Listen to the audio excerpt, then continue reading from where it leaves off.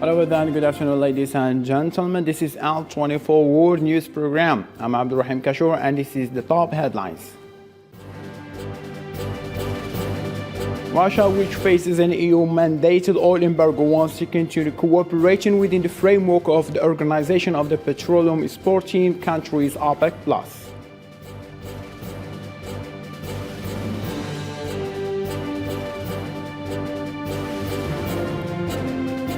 Russia on Wednesday sharply criticized the U.S. decision to supply advanced rocket systems and munitions to Ukraine, warning of an increased risk of direct confrontation with Washington.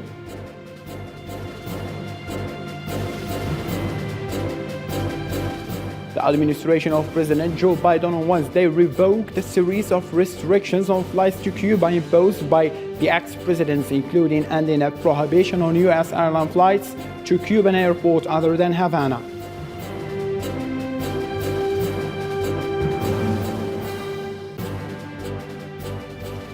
The Queen has said she is inspired by the goodwill of the nation as celebration for her Platinum Jubilee began.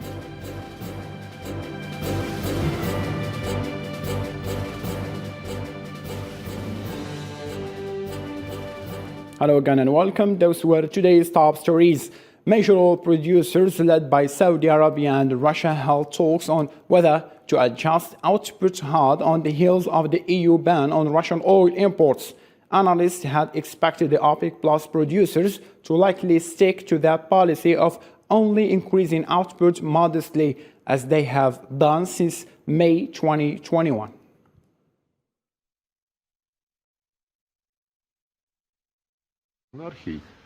We, together with the heads of diplomacy of the Gulf countries, have raised this subject, but only in the context of confirming the agreements on OPEC Plus cooperation, which have already been found and confirmed on several occasions by our leaders. The principles of cooperation on this basis are still relevant. Russian forces continued their advance in the Donbass by targeting several Ukrainian towns in the east and approached full control of the Lugansk region, while Europeans imposed a sixth package of sanctions on Russia.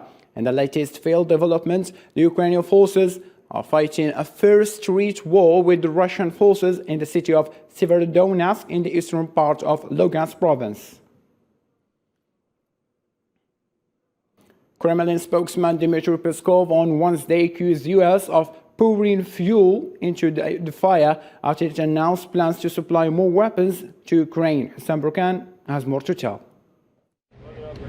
U.S. President Joe Biden announced on Tuesday that the United States will provide the Ukrainians with more advanced missile systems and ammunition that will allow them to more accurately hit key targets on the battlefields in Ukraine, not to take the risk of the direct confrontation between Washington and Moscow. According to the Pentagon, this new package includes HIMARS missiles that can hit targets at a distance up to 80 kilometers. The capabilities in this package include high mobility artillery rocket systems, or HIMARS, and guided munitions with a range of up to 70 kilometers. 5 counter-artillery radars, 2 air surveillance radars, 1,000 additional javelins, and 50 command launch units.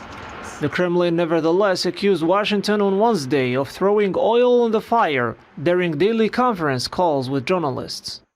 We believe that the U.S. is deliberately and diligently pouring fuels into the fire. The U.S. obviously sticks to the line of fighting with Russia until the last Ukrainian left standing. Such deliveries do not encourage Ukrainian leaders to want to relaunch peace negotiations. The head of the American diplomacy, Antony Blinken, affirmed that Ukraine has given assurance to the United States to guarantee that it will not use the new missile system promised by Washington to hit targets in Russia. Specifically with regard to weapon systems being provided, the Ukrainians have given us assurances that they will not use these systems against targets on Russian territory. There is a strong trust bond between Ukraine and the United States, as well as with our allies and partners. These military developments come as the European allies are divided over the continued shipment of more heavy weapons to Ukraine, and efforts that some Europeans fear will prolong the conflict and increase the economic repercussions.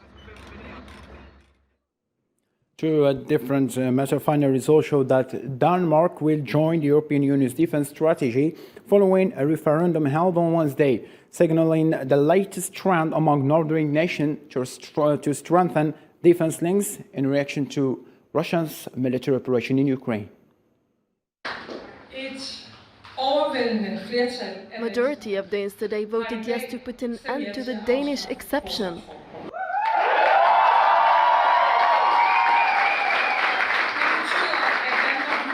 This now means that Denmark can take part in European cooperation on defense and security, and that makes me very, very happy. The United Nations said on the eve of Thursday expiration of a 2-month truce in Yemen that it has received preliminary positive indications from the warring parties about extending the nationwide cessation of hostilities. On a positive note, Jarouish welcomed the first commercial flight from the Houthi-controlled capital Sana'a to Cairo earlier Wednesday. This followed last month's resumption of flights from Sana'a to the Jordanian capital Amman. Moving on to Yemen, I can tell you that we welcomed the first commercial flights from Sana'a airport to Cairo earlier today. This was the 7th flight operating under the terms of the UN-brokered 2-month nationwide truce and represents an important element of the truce. A total of 2,495 Yemenis have traveled so far between Sana'a, Amman, and Cairo.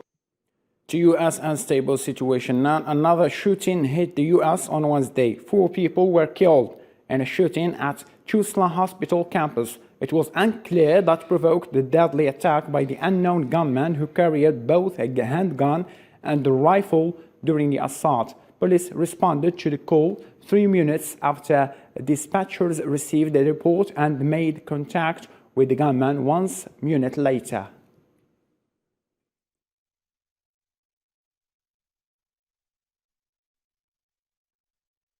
Right now, we have 4 civilians that are dead. We have 1 shooter that is dead, and right now we believe that is self-inflicted. Officers have not been interviewed, but we're certain that's a self-inflicted gunshot wound. Right now, the suspect, we do not have an identity. That we believe we're getting close on the identity of the suspect. He is a black male, estimated to be 35 to 40 years old, and we have confirmed he had 1 long gun, a rifle, and 1 handgun on the scene at the time. The local district attorney's office in the U.S. said Piotr Gundron will appear in court on Thursday. Thought it did not specify the accusations.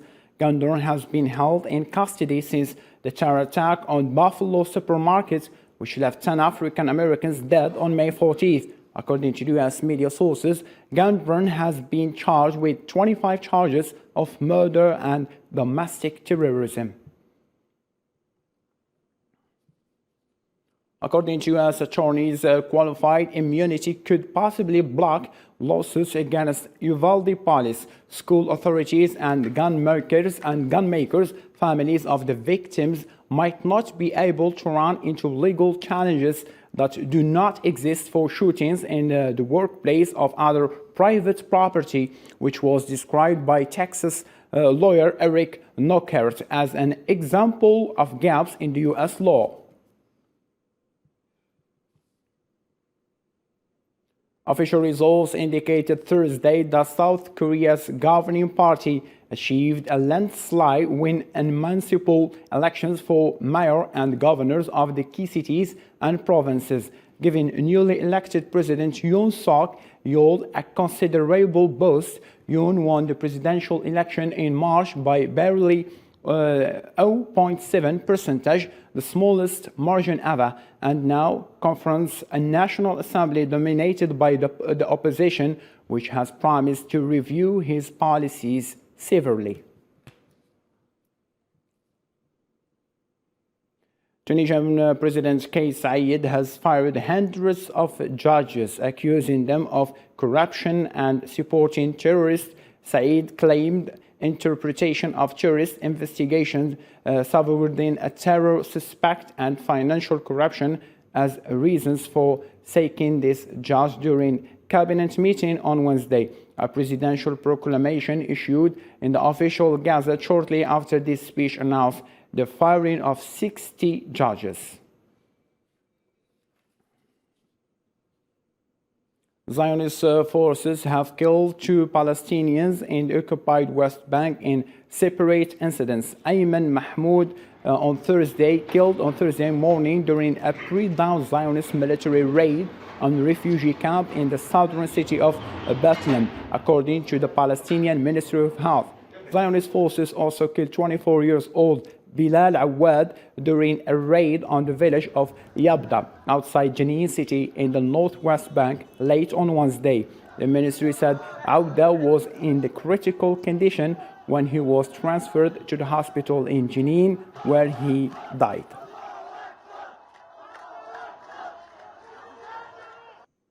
The work of the high-level international environmental meeting, Stockholm Plus 50, convened by the United Nations, kicked off today in the Swedish capital, Stockholm, with the participation of Algerian Prime Minister Ayman Ben Abdulrahman, representing President Abdelmajid Tebboune, along with the leaders and the representatives of about 160 countries. The 2-day meeting is held to celebrate the 50th anniversary of the United Nations Conference on the Human Environment, as well as 5 decades of global environmental action. The high-level meetings that discuss several environmental issues, including banning the use of plastics and chemicals and funding research on climate.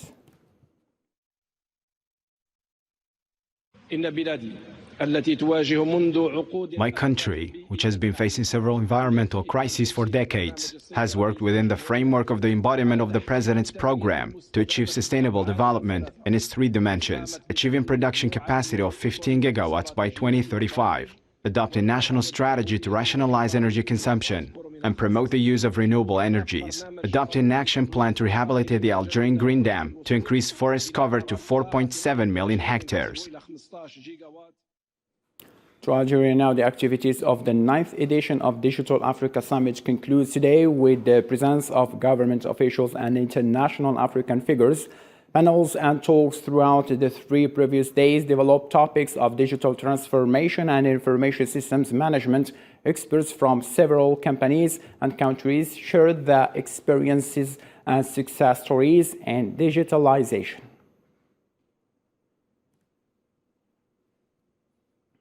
And for more sites about this event, I'm joined live in the studio of Al24 News, Mr. Bouderba Mohamed Monsif. Mohamed Monsif, can you tell us more about this participation of you as well of Algeria in this summit? Okay, thank you for the invitation. I would like to underline, if you permit, the comeback of Algeria in the African Concert of Nations. This is very important because we've been a little bit far away from our friends and brothers as Africans, and we are part of this continent, and we are very well connected to what is happening politically and economically. So this is this summit, digital summit with our African brothers, is very important because it gives us a chance to link our level of technology in this matter with what we have been doing, the Africans, nations that are participating with us. It's an exchange, a real exchange of both experiences that we can take advantage, both of us. So we participating, we were invited by the GAN, who is the organizer, and we participate as a national ceramic association because, as you may know, the ceramic industry in our country is a new industry with high level of technology, and the digitalization is part of 50% of our equipments, industrial equipments. So we are very concerned of what it is happening in the world, what it is happening in research and development, and what we can bring for us, Algerian, and share it with our African brothers. Quite understood. Mr. Mohammed, how do you see the digitalization here in Algeria in particular and in Africa in general? Okay, I think this is the first time that Algeria is linked to the African countries in a particular matter, which is very important to build bridges with our partners in Africa in different items and topics, because we live today in a very specialized world. So when you are in economy, you have to improve and to take advantage and to increase your potential.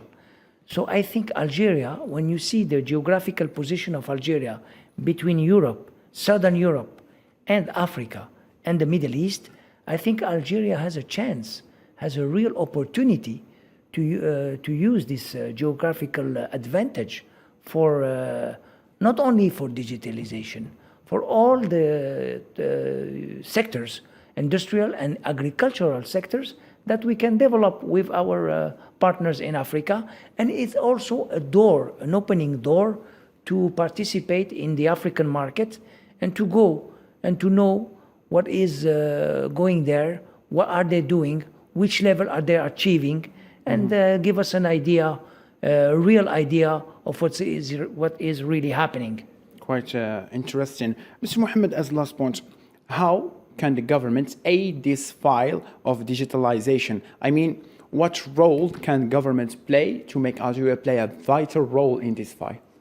Okay, the government has just implemented a new code, an investment code, which is a package of law that will change our economy in a transparent economy, in a modern economy, in an economy where performance will be the first topic to reach. So I think it is important that digitalization has to be used, because that permits Algerian economy to be more transparent, to be more accessible, to be more understandable to our partners. So the digitalization is a step that is necessary to go to an economy of performance. And I think Algeria has the resources. We have the resources. Algeria today, the economy is coming back in a good level. When you see the prices of oil and gas, what is happening in the world with the Ukrainian war and etc., I think Algeria had an enormous opportunity with the closeness of our friends from Africa to play an important and a crucial role to develop their economy. Mr. Boudarba Mohammed Monsif, thank you ever so much for being with us here in L24 News Studios. It's a pleasure for me. Thank you very much. Appreciate it. To a different matter now, according to statistics released on Wednesday, Brazil witnessed the biggest figure of fires in the Amazon and the most ever for the Cerrado Savannah region last month. A total of 2,287 fires in the Brazilian Amazon basin in May, up to 96% increase from May 2021. This has fueled worries about the future of the world's largest rainforest. It has the second highest amount on record for the month since 2004. Mexican local authorities has registered 11 deaths, 33. The others are lost, while many houses, vehicles and roads were destroyed in the area following the most powerful hurricane recorded with which hit Moscow coastal states. More in this report. Hurricane Agatha, which was downgraded to a tropical storm in southern Mexico, has triggered landslides and destroyed homes, causing 11 deaths and 33 others went missing. A current passed, swerved, knocked over the fence, took them all away and almost killed them all. A 10-year-old girl died by my side, and I just went to bury my son. Agatha moves to the south of the state of Veracruz, which borders the Gulf of Mexico, causing torrential rains in the region. When we were told to leave, we wanted to get something out, but we couldn't get anything out. I didn't take out a cup, plate, change of clothes. We didn't take out anything. No sheets, no towels, nothing. The aftermath was tough. Roads are badly damaged, and trucks have been overturned by the power of the typhoon. Everything. We have lost everything. We need help because a lot of things don't happen. Things remain in the hands of the authorities. They are not distributed. According to local authorities, some 5,240 tourists have been located in the risk area. The residents of Oaxaca State are asking for help, where they have lost everything after the hurricane hit the area. Here we lost water cans, refrigerators, heaters, clothes, wood, anything the river could take. We live here and it left us with nothing. It took everything away. It all happened in the blink of an eye. We couldn't get anything out. It all happened in 10 minutes. Mexico is hit every year by tropical storms on its Pacific and Atlantic coasts, usually between May and November. However, the United States National Hurricane Center said on Monday that it was the most violent hurricane ever recorded on the Pacific coast of Mexico in May since 1949. President Joe Biden's administration has opened up a new airlines routes between the United States and Cuba, removing a limitation imposed by previous President Donald Trump. The U.S. Transportation Department loosened restrictions on Wednesday, allowing U.S. airlines and chartered plans to fly to the key location outside of Havana. Cubans have derided the upcoming 9th Summit of the Americans to be hosted by the U.S. from June 6 to 10 in Los Angeles, as the 3 Latin American countries believed to be unfriendly to the U.S. have not been invited. The Biden administration says it selected countries based upon the acceptance of political freedom, human rights, and democratic values, which is why Cuba, Nicaragua, and Venezuela are not welcome. I don't think countries in the region have much hope for the outcomes of this Summit of the Americas. They don't plan to have serious conversations at the summit over important issues bearing on the development of the region, but decide to exclude countries that the U.S. government dislikes. A summit with the absence of any country in the Americas cannot be called the Summit of the Americas. It's instead a selective summit. Afghanistan's Taliban rulers have begun a campaign to eradicate poppy cultivation, aiming to wipe out the country's massive production of opium and heroin, even as farmers fear their livelihoods will be ruined at a time of growing poverty. The Taliban, who took power in Afghanistan more than 9 months ago, issued an edict in early April banning poppy cultivation throughout the country. Those violating the ban will be arrested and tried according to Sharia law in relevant courts. Australia's new federal ministry was sworn into office on Wednesday, June 1st, with Prime Minister Anthony Albanese appointing a record number of women to a diverse cabinet team that includes religious minorities and indigenous Australians. A total of 10 women were included in Albanese's 23-member cabinet, surpassing the 7 in the previous Liberal Nation coalition government led by Scott Morrison. Jean-Luc Mélenchon renews the exercise of the meeting in Paris to gather support of the new ecological and social popular union, less than 2 weeks before the first round of parliamentary elections, less than 2 weeks before this parliamentary election, as I have already told. Less than 2 weeks before the first round of parliamentary election, Jean-Luc Mélenchon returned to the exercise of the meeting Wednesday evening in Paris to motivate the soldiers of the new People's Ecological and Social Union. The chances we have of winning are pretty high, so they know it. Yet they've gone all out. They understand that this is an issue. If people think we can win, they will come down by packets, by benches, by cars, on all sides. The meeting was held in smaller setting than the presidential one. Not less than 1,500 people flocked to the lamp hall in Paris' 11th district, some of whom had to watch the meeting on screen set up outside. I said an extraordinary situation because we got together. Of course, we made an electoral agreement. Mélenchon, who has been enjoying his position at the head of the gathering left for a few weeks, made a venomous speech, injecting humor into the stand-up at moments. According to pollsters' estimations, if the both sides are pretty much equal on the national total vote, around 28%, the coalition of left parties will be behind the presidential majority in terms of seats, between the ages of 165 and 195. In Great Britain, Queen Elizabeth II has thanked all those involved in her Platinum Jubilee celebrations ahead of 4 days of pomp parties, parades and public holidays to announce her record-breaking 70 years on the British throne. Zara Forjani.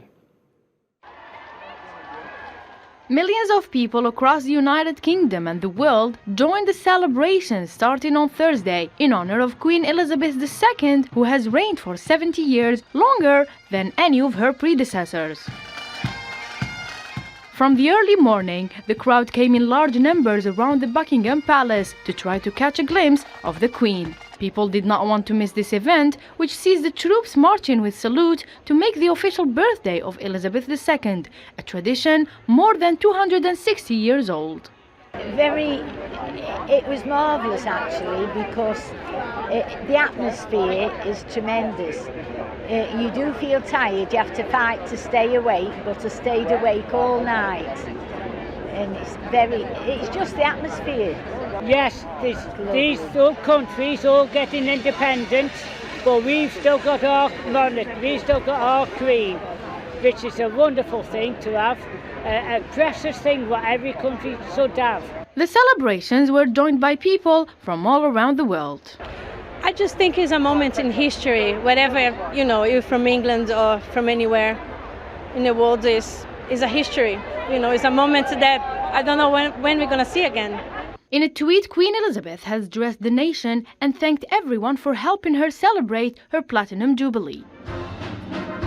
Millions of people take part in festive outdoor meals across the country, with more than 70,000 people having registered to organize these big Jubilee lunches, according to the government. Their duty, which of course it is, but they seem to be enjoying it anyway. Ladies and gentlemen, let's have a reminder for our main top stories. Russia, which faces an EU-mandated oil embargo, wants to continue cooperation with the framework of the Organization of the Petroleum Exporting Countries, OPEC+.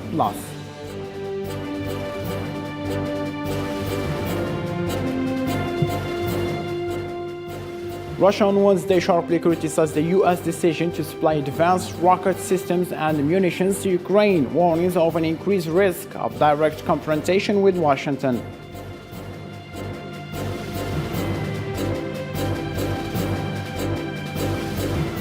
The administration of President Joe Biden on Wednesday revoked a series of restrictions on flights to Cuba imposed by the ex-president, including ending a prohibition on U.S. airline flights to Cuba airports other than Havana.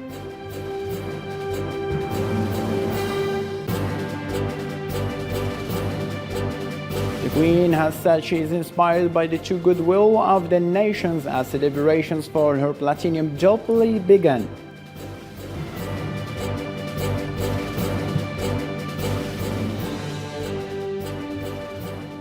That's all for now. Thank you so much for being with us. Take care of yourself. Bye-bye.